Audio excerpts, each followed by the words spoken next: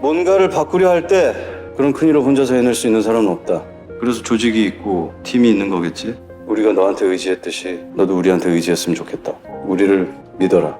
배고픔이 싫었던 철민은 PQ에 입사를 했었고 단 한 사람에게 복종하며 그게 뇌물이든 뭐든 지시만을 따르며 고속 승진을 이어갔고 청우회라는 조직의 계획도 정부 관련자 새싹부터 키우기 프로젝트도 다 철민의 머리에서 나온 것들이었고 적재적소에 있었던 태준이 그 새싹에 점찍히며 친구였던 철민 때문에 그때부터 인생이 꼬이기 시작한 태준.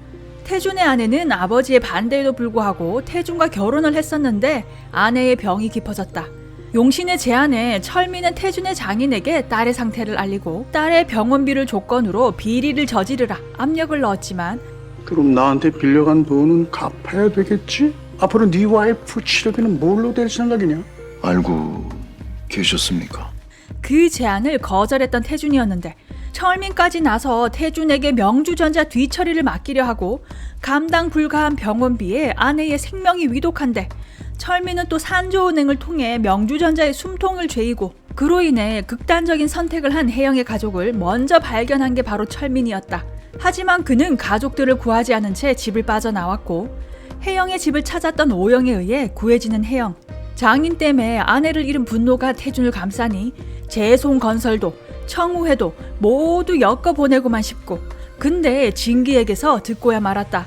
그 모든 것의 중심에 자신의 친구 철민이 있음과 청우회에서 마리오네트로 키우려 했던 이가 자신이었음을 절친에게서 뒤통수를 맞은 태준은 믿을 수가 없고 대면하게 되는 철민에게서 그 사실을 인정받으니 멘붕에 빠지고 이제서야 죄책감이 급물살을 탄 철민은 내부 고발을 준비 중이었고 아버지의 비리를 혜영의 가족에게 아버지가 저질렀던 끔찍한 진실을 마주하고서는 멘붕이 지대로 온 동주 그리고 혜영 또한 비망록을 통해 아버지 회사 부도의 진실을 알게 된다. 혜영도 멘붕 동주가 멘붕에 빠진 사이 기자회견을 진행하는 태준은 17년 전 아내의 죽음을 이야기하며 재송과 산조, 민소정까지 싸잡아 묶어넣기를 시도하며 재송의 고위부도에 검찰과 금감원에 고발할 거라 밝히니 태준의 계략에 빠져 오히려 태준의 결백만 밝혀주는 계기가 되어버렸다. 거기다가 날려버리는 PQ의 류도형 사장까지 이 모든 게 태준과 용신의 계략이었던 것. 대박! 진기가 소정에게 건넸던 재송건설 회의록은 가짜였고 이는 진기가 소정을 함정에 빠뜨리기 위함이었고 겉으로는 태준과 적처럼 보였던 그는 사실 태준의 사람이었다. 가짜 진정서를 건넸었던 진기도 사연은 있었으니 형 회사가 있었어? 명주전자랑 같이 도미노로 넘어갔고 자신의 형을 죽음으로 몰고 간 게 산조은행의 철수였고 그걸 묻어버린 게 민소정이었고 이 정도 사연이면 이해해줘야 되는 거 아니냐. 제보자의 투신에 궁지에 몰리게 되는 조세 오국. 이제 와서 우는 척하기에는 진기야. 너는 너무 욕심을 쳐부리면서 살았어. 거기다가 사람이 투신했어. 네 때문에. 일이 이렇게까지 될 줄은 몰랐었다는 표정이네. 이 또한 태준의 시나리오였으니 함정에 지대로 빠진 조세 오국. 이 일을 해결하려면 재송건설 사장을 찾아야 하는데 동주는 연락도 안 되고 저 줄 준비는 되신 겁니까?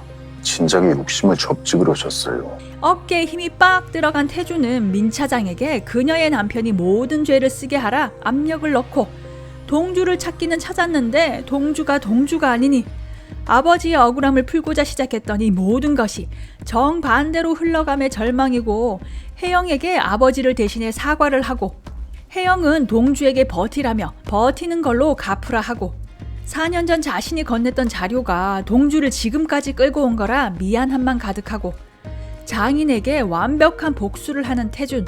괴로우신가요? 그러셔야 할 텐데요.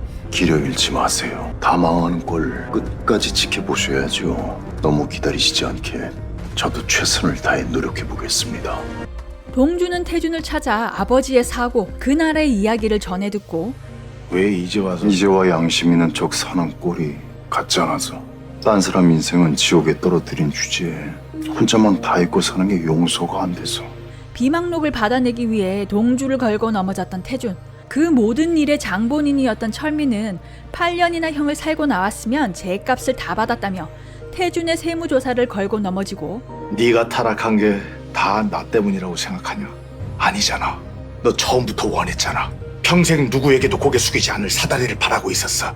그 욕망이 과연 나에게만 보였을까? 그 모든 사건의 배경에는 아내의 죽음에 대한 자신의 분노와 죄책감이 있었던 태준.